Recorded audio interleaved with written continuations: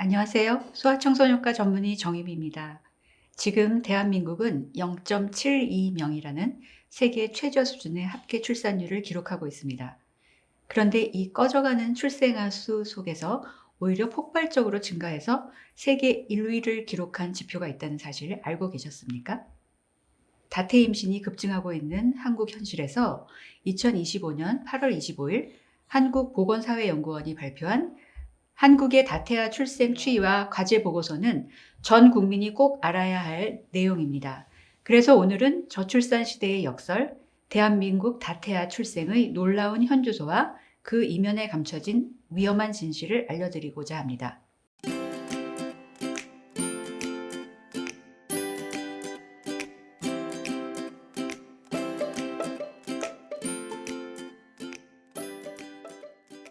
한국보건사회연구원에서 발표한 한국의 다태아 출생 추이와 과제 보고서는 충격적인 현실을 보여줍니다. 현재 한국의 다태아 출산율, 즉 전체 분만 중 쌍둥이 이상이 태어나는 비율은 세계 최고 수준입니다.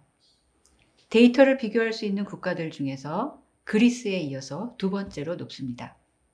더욱 놀라운 것은 세 쌍둥이 이상 고차 다태아 출산율입니다. 이 지표에서 한국은 분만 1000건당 0.59건으로 압도적으로 세계 1위를 차지했습니다.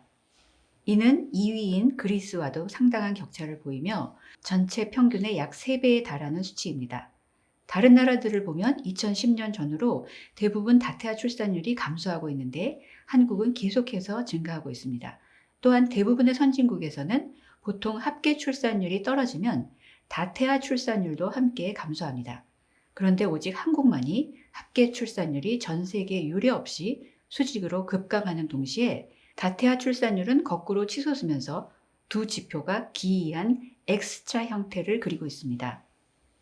실제로 전체 신생아 중 다태아가 차지하는 비율은 2000년 1.7%에서 2023년 5.5%로 무려 3배나 급증했습니다. 도대체 왜 대한민국에서만 이런 기현상이 벌어지고 있는 걸까요? 다태아 증가는 주로 출산 연령의 고령화와 그로 인한 의료보조 생식술, 즉 난임 시술의 급증과 관련이 있습니다.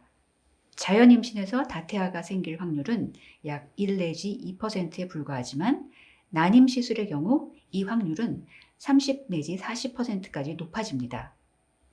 국내 난임 시술 건수가 2019년 약 14만 건에서 2022년 20만 건을 넘어 계속 증가하고 있으므로 앞으로도 다태아 출생은 더욱 늘어날 것입니다. 본 보고서에 따르면 다태아 부모의 연령은 계속해서 높아지고 있습니다. 2000년부터 2023년까지 다태아 산모의 평균 출산 연령은 5.7세에 높아져서 단태아 산모보다 상승폭이 높았습니다. 2023년 기준 다태아 산모의 평균 출산 연령은 35.2세, 아빠는 37.4세에 달합니다. 특히 다태아 산모의 주 출산 연령대는 2000년에는 20대 후반이 절반을 차지했지만 2023년에는 30대 후반이 거의 절반을 차지했고 40세 이상도 13.4%나 되었습니다. 다태아 아버지의 경우도 2023년에는 35세 이상이 78.9%를 차지할 정도로 고연령화가 심화되었습니다. 이처럼 늦어지는 결혼과 출산은 자연스럽게 난임시술 증가로 이어집니다. 문제는 다태아 임신이 단순히 아이가 둘, 셋 되는 것을 넘어서 산모와 아기 모두의 생명을 위협하는 고위험 임신이고 건강, 의료, 심리사회적 부담을 낳는다는 점입니다. 첫째, 아기들이 너무 일찍, 너무 작게 태어납니다. 다태아 임신은 단태아에 비해 평균 임신 주수가 약 3주나 짧습니다.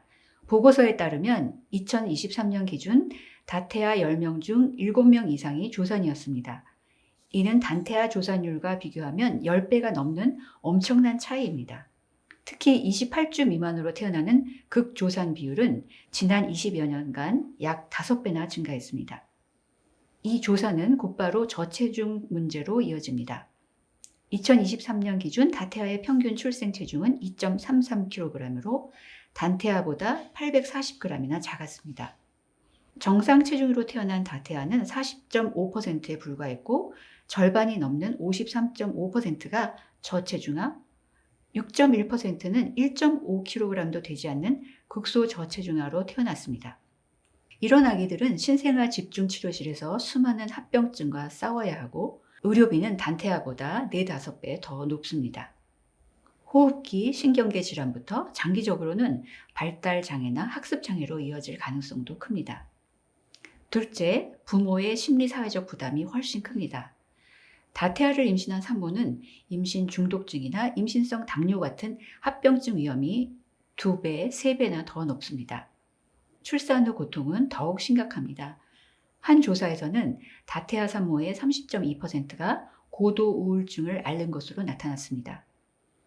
그리고 다태아 부모의 약 70%는 아이가 태어난 후 2년 동안 심각한 심리 정서적 어려움, 극심한 신체적 피로, 사회적 고립감 등을 경험하는 등 2차적 위험에 노출됩니다. 이처럼 다태아 출생이 급증하고 그에 따른 의료적, 사회적 부담이 눈덩이처럼 불어나고 있지만 대한민국의 정책적 준비는 너무나도 미흡합니다. 국내 다태아 관련 통계는 기본적인 현황 파악에만 머물러 있고 이들 가정이 실제로 어떤 어려움을 겪는지, 무엇을 필요로 하는지 종합적인 자료는 사실상 거의 없습니다. 이에 한국보건사회연구원은 다음과 같은 정책적 제언을 하고 있습니다. 첫째, 난임시술 지원, 양적 확대를 넘어 질적 재고가 필요합니다. 단순히 시술비를 지원하고 횟수를 늘려주는 것을 넘어서 다태아 임신이 가져올 수 있는 의학적 위험에 대해서 체계적으로 정보를 제공하고 상담을 강화해야 합니다.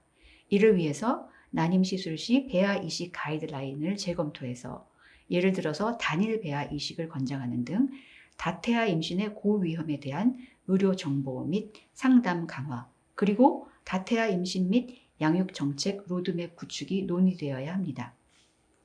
둘째, 다태아 가구를 위한 통합적인 지원 시스템을 구축해야 합니다. 다태아 가구의 실태를 정확히 파악하기 위해서 실증 데이터를 구축하고 이 정책 수요에 기반한 연속적이고 통합적인 보건복지 서비스를 제도화해야 합니다. 저출산 시대에 태어나는 아기 한 명 한 명이 소중합니다. 하지만 그 아기들이 건강하게 태어나고 부모와 가정이 건강하게 아기를 키울 수 있는 환경을 만드는 것이 먼저입니다. 소중한 이 연구 결과가 부디 정책 결정에 반영되기를 바랍니다.